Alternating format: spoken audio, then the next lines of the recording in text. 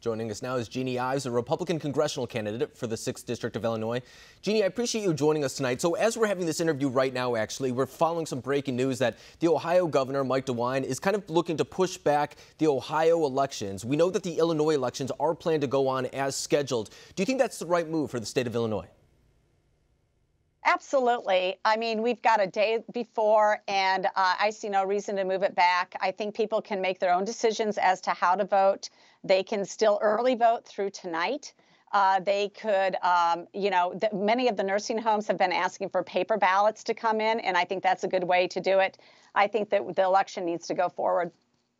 And, I've talked to a lot of voters in Illinois, actually, and they said that they've already come out for early voting. And those precincts are taking the right precautions. 6 feet apart, they're allowing a limited amount of people into those facilities at each time. So there are other precautions being taken. I don't want our viewers to think that it's just a free-for-all as soon as you get into these places necessarily. Right. But I want to talk about your race, too, because it's a very interesting one. It's one that's going to be pivotal not only for the House races, but the presidential ones as well. You're in the suburbs outside of Chicago. That's really where the race is going to be determined this upcoming cycle. So can you tell us a little bit about what voters in your district are saying right now about the current political climate?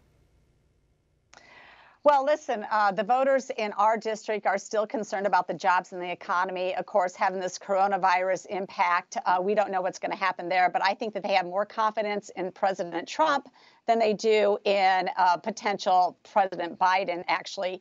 So I think that this district is pretty savvy. They understand that, the president has no control over the coronavirus, and they trust him on that. But the jobs and economy is the biggest issue, and Trump has been solid about bringing back the economy of the United States, and I think that they're going to trust him in the future. And I think that's going to be the big issue actually going into 2020. I mean, it always comes back to the economy, right? But I feel like right now it's even more so exacerbated. The idea that right now we are kind of going through a turmoil on Wall Street. There's a little bit of uncertainty at the moment, but the president coming off a pretty strong record so far regarding his economy. And that's something different than 2016, where he was essentially just making promises. Now, I know the man that you're going up against, Sean Casten, or you're hoping to go up against come November, he has endorsed Joe Biden right now. So do you think that the voters of Illinois, or at least in your district, are on board with the Biden agenda? Or do you think that the president now has promises to go off of that are kind of solidifying his chances? Yeah, absolutely. Look, I think that it's great that Republicans will be running against somebody like Joe Biden. I mean, we call him Quid Pro Joe. This is a guy who clouded his son into billion-dollar contracts, clouded his brother into contracts down in Costa Rica, clouded his son-in-law into special contracts. And Illinoisans are sick of this. You have to understand, Illinois, we are a special case for political corruption. Number one in the states for political corruption, City of Chicago, number one.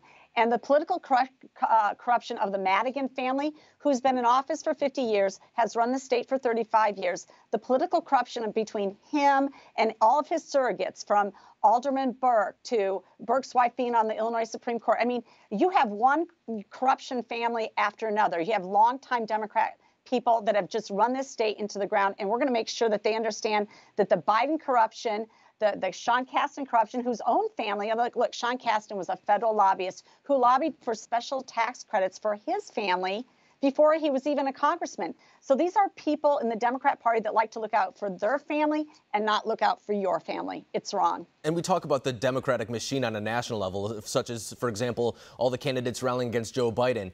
People don't even know what it's like in Illinois, is what you're talking about right now regarding the Madigan family. Right. I mean, nothing really gets done necessarily unless the Democratic Party there kind of signs off on it. I mean, it's the perfect example of really what people don't like in politics for the most part. But when it comes to tomorrow, you're, of course, in the Republican primary right now. You want to challenge Casten come November. What sets you apart from maybe some of the other Republican challengers that you're going up against? Look, there's only one other challenger in this primary, and the guy has no record. He has no record. I have 7 years of fighting for taxpayers in one of the most politically disruptive states around, the most politically dominated states by Democrats, and who want massive more taxes and more government. Nobody in this district believes in more government and more taxes. Nobody. Illinoisans have the highest tax burden per taxpayer across the entire country. And all the government is, all the Democrats are asking for, both at the state level and at the federal level, is massively more taxes. We're not buying it. And so I have a record of standing up for taxpayers. I have a record of standing up against corruption.